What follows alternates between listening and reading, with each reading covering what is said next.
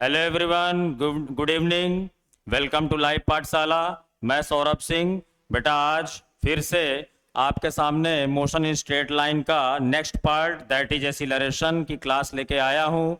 बेटा आज हम लोग सीखेंगे एसिलरेशन के बारे में, एसिलरेशन क्या होता है और किस तरीके से एसिलरेशन काम करता है। बेटा तो लास्ट क्लास में जब मैं मोशन के बारे में बता के गया था तो मोशन के बारे में हमने बात की थी कि मोशन जब स्ट्रेट लाइन में होता है और वहां पर मैंने कॉन्सेप्ट लिया था एवरेज स्पीड का।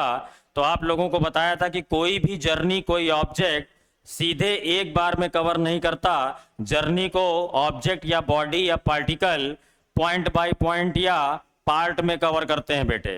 तो जब हम किसी भी डिस्टेंस को, किसी भी पाथ को पार्ट में कवर करते हैं तो पार्ट में कवर करने के लिए होता क्या है कि अलग अलग डिस्टेंसेस को कवर करने में बेटा, अलग अलग डिस्टेंसेस को कवर करने में हमें लगता है अलग अलग टाइम बच्चों। और इस अलग अलग डिस्टेंस को कवर करने में, डिफरेंट टाइप्स की डिस्टेंस को कवर करने में या डिफरेंट डिस्टेंसेस को कवर करने में जो अलग अलग हम टाइम लेते हैं बच्चों, तो हमारी वेलोसिटी भी टाइम के साथ बच्चों चेंज होती रहती है। टाइम के साथ हमारी वेलोसिटी भी क्या होती रहेगी? चेंज होती रहेगी। और टाइम के साथ ये वेलोसिटी में जो चेंज आता है बेटा, इसी को हम लोग बोलते हैं acceleration. Rate of change of velocity को बच्चों क्या बोला जाता है? एसिलरेशन बोला जाता है।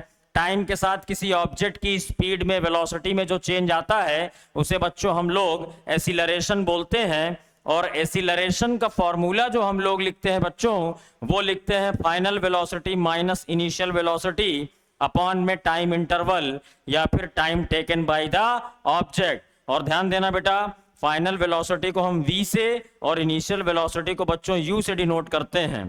तो एसिलरेशन का फॉर्मूला हमारे पास बनता है, एसिलरेशन का फॉर्मूला बनता है v माइनस यू अपॉन में t।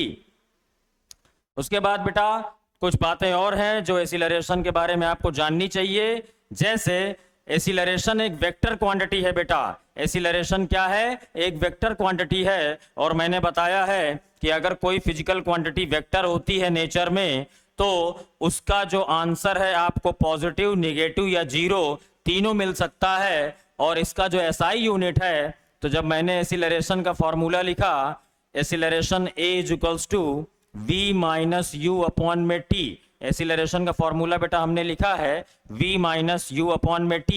तो v माइनस यू, वेलोसिटी में से वेलोसिटी माइनस होगी बेटे तो हमको वेलोसिटी ही मिलेगा।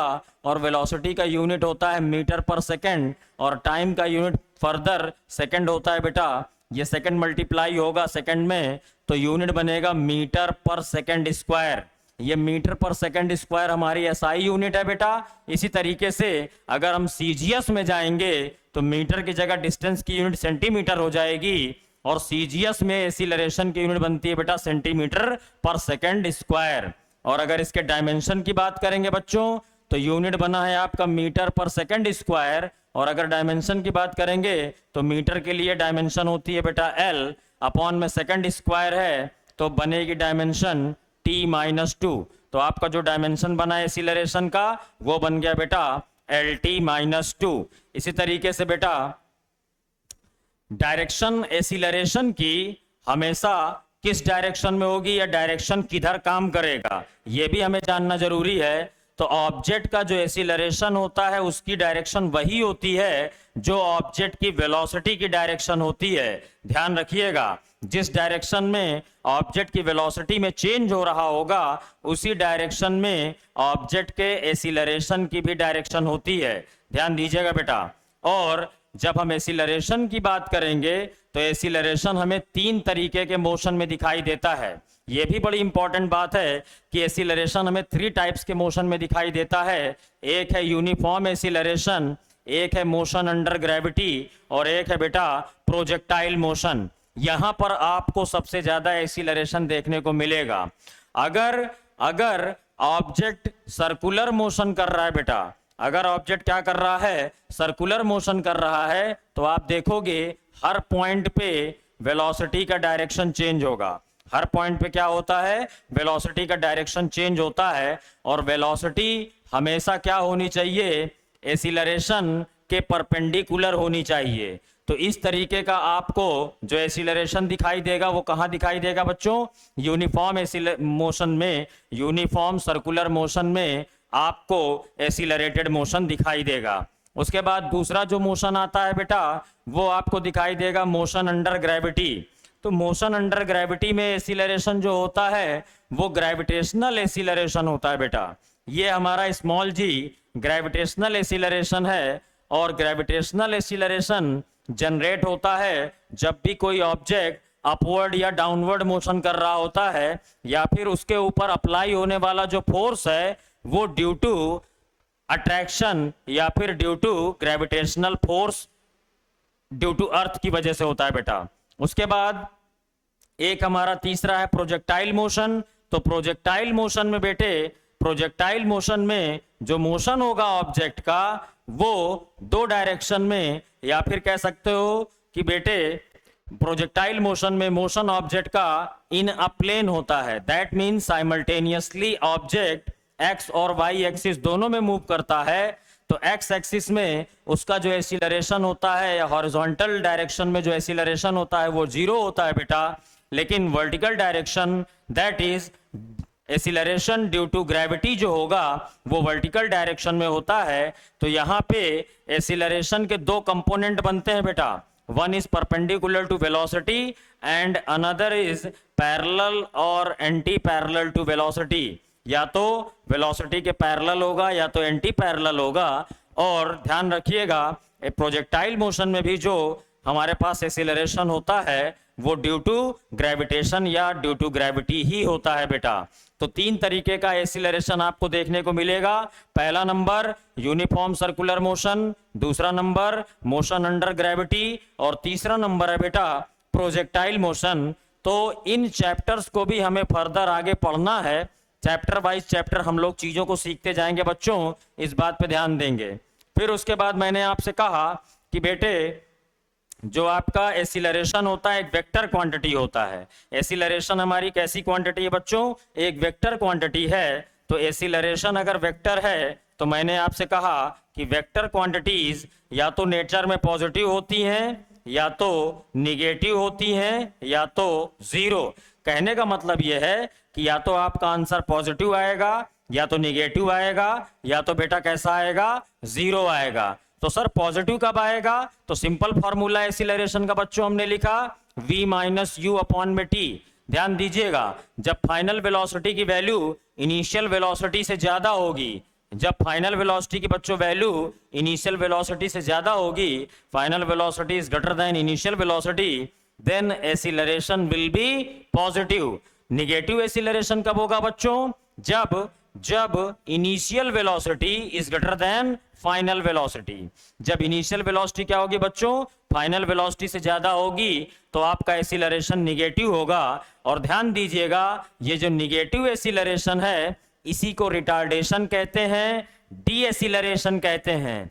क्या बोलेंगे बच्चों? निगेटिव एसिलरेशन को बोलेंगे रिटार्डेशन या डी एसिलरेशन। और ये रिटार्डेशन या डी एसिलरेशन जनरेट कब होता है बेटा? तो ध्यान रखिएगा रिटार्डेशन का कॉन्सेप्ट आपको देखने को मिलेगा दो चीजों में। क्वेश्चन में लैंग्वेज पकड़ना है, ध्यान रखिएगा। आपसे कहे कार है, ट्रेन है, ब्रेक मारने पे स्टॉप हो जा रही है, कार या ट्रेन ब्रेक मारने पे स्टॉप हो जा रही है, फाइनल वेलोसिटी 0 हो जा रही है। या स्टॉप वर्ड इस्तेमाल करे, ब्रेक वर्ड इस्तेमाल करे, या कहे फाइनल वेलोसिटी 0, ये तीनों ही कंडीशन रिटार्डेशन की है। और रिटार्डेशन हमारा क्या है भाई? निगेटिव एसिलरेशन है। रिटार्डेशन क्या है बच्चों? निगेटिव एसिलरेशन है। और मैंने बोला है कि एसिलरेशन एक वेक्टर क्वांटिटी है, तो जब भी निगेटिव एसिलरेशन की बात करोगे तो हमेशा साइन माइनस के साथ प्लेस करना है।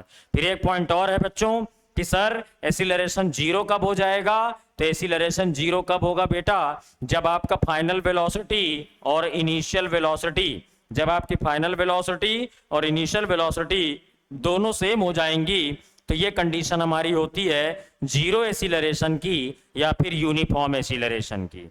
Now come to the next point बेटा। अब हम लोग बात करेंगे एवरेज एसिलरेशन की। तो जिस तरीके से बच्चों हमने पहले एवरेज स्पीड पढ़ा, फिर एवरेज वेलोसिटी पढ़ा, वैसे ही एवरेज एसिलरेशन पढ़ेंगे। When object is moving with a variable acceleration, then the average acceleration of the object for a given motion is defined as the ratio of total change in velocity of the object during motion to that of total time taken।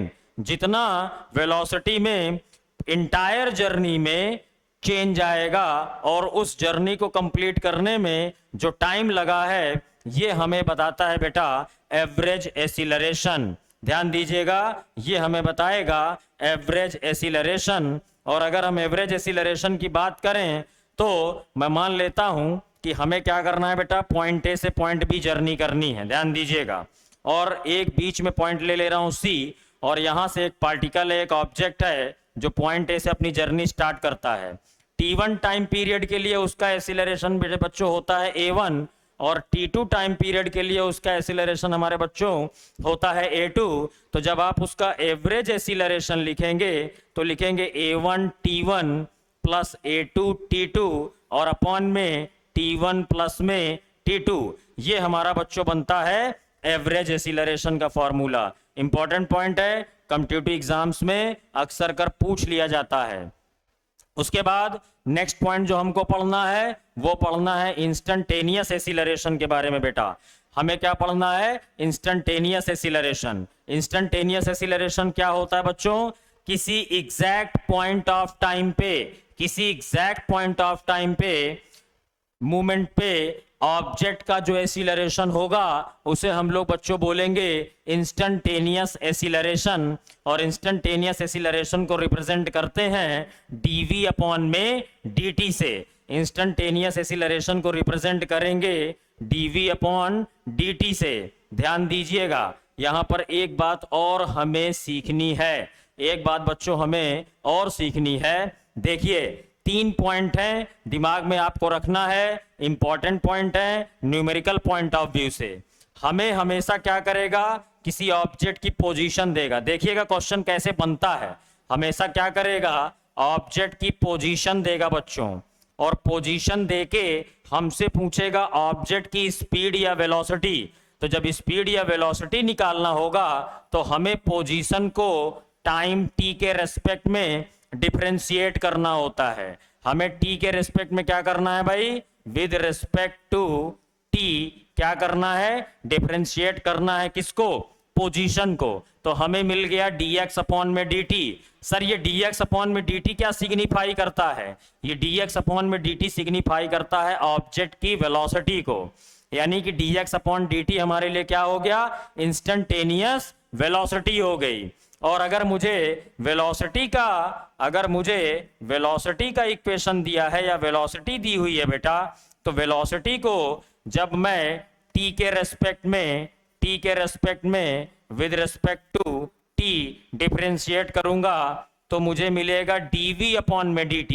और बच्चों ये जो dv upon में dt होता है ये object का acceleration होता है। तो ध्यान दीजिएगा, पहले पोजीशन का डिफरेंशिएशन वेलोसिटी या स्पीड, उसके बाद वेलोसिटी का डिफरेंशिएशन आपको देगा एसिलरेशन। तो आप जरा ध्यान दीजिए कि एसिलरेशन को हम लोग डिनोट करते हैं बच्चों dv अपॉन में dt से।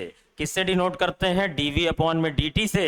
एक रिप्रेजेंटेशन एसिलरेशन का और है, दैट इज, ध्यान दीजिएगा, dv अपॉन में dt मल्टीप्लाई में dv अपॉन में dx। इसको हम लोग लिख सकते हैं v dv अपॉन में dx। ये भी न्यूमेरिकल पोर्शन में आपका इस्तेमाल होता है। आइए बच्चों जरा एक क्वेश्चन करके देखा जाए कि अभी तक हमने जो पढ़ा है उसे हमें कितना समझ आई है। कह रहा है the distance travelled by a body is proportional to the square of time. एक ऑब्जेक्ट है जो कुछ डिस्टेंस कवर कर रहा है और इस डिस्टेंस को ट्रेवल करने में जो टाइम लगा है वो स्क्वायर ऑफ टाइम का इक्वल है। Distance travelled by the body is proportional to the square of time. तो बच्चों जो ऑब्जेक्ट ने डिस्टेंस कवर किया है वो स्क्वायर ऑफ टाइम के इक्वल है। तो डिस्टेंस मैं मान लेता हूं कि x है। डिस्टेंस क्या है बच्चों? x है। आप d से भी लिख सकते हैं, कोई दिक्कत नहीं है। लेकिन पोजीशन को रिप्रेजेंट करने के लिए जैसे मैंने अभी बताया कि मैं x ले रहा हूं, तो मैं यहीं पर आपको जिससे ये चीज सिंपल लगे इसीलिए मैं x ही ले रहा हूं। ध्यान दीजिएगा, इसीलिए मैं बच्चों x ले रहा हूं।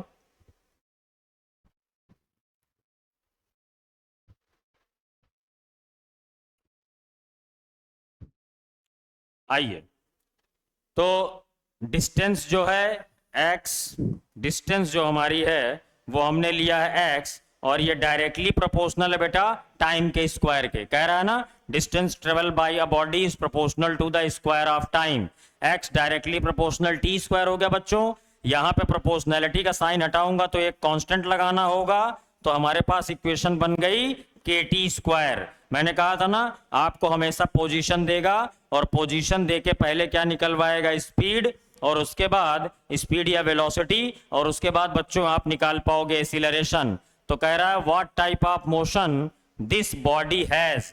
तो भाई हमें पता होना चाहिए कि ऑब्जेक्ट का जो मोशन है, अगर डिस्टेंस जो ट्रेवल कर रहा है वो वेलोसिटी के, जो हमारा ऑब्जेक्ट डिस्टेंस ट्रेवल कर रहा है वो टाइम के स्क्वायर के इक्वल है, तो हमारे को पता होना चाहिए बच्चों कि किस तरीके का ये हमारा ऑब्जेक्ट मोशन कर रहा है।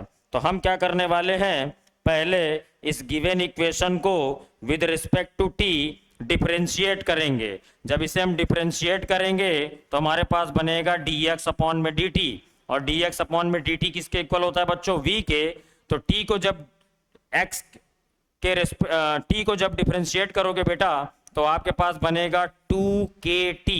तो देखो वेलोसिटी का जो इक्वेशन बन गया वो किसके इक्वल बन गया बच्चों? 2kt के इक्वल। और ये इक्वेशन जो नंबर 2 मिला है बेटा, इसको अगर हम फिर से t के रेस्पेक्ट में डिफरेंशिएट करेंगे तो लिखेंगे dv अपॉन में dt, और dv अपॉन में dt बच्चों एक्सीलरेशन a के इक्वल होता है, और इधर हमारा हो गया d by dt of 2kt।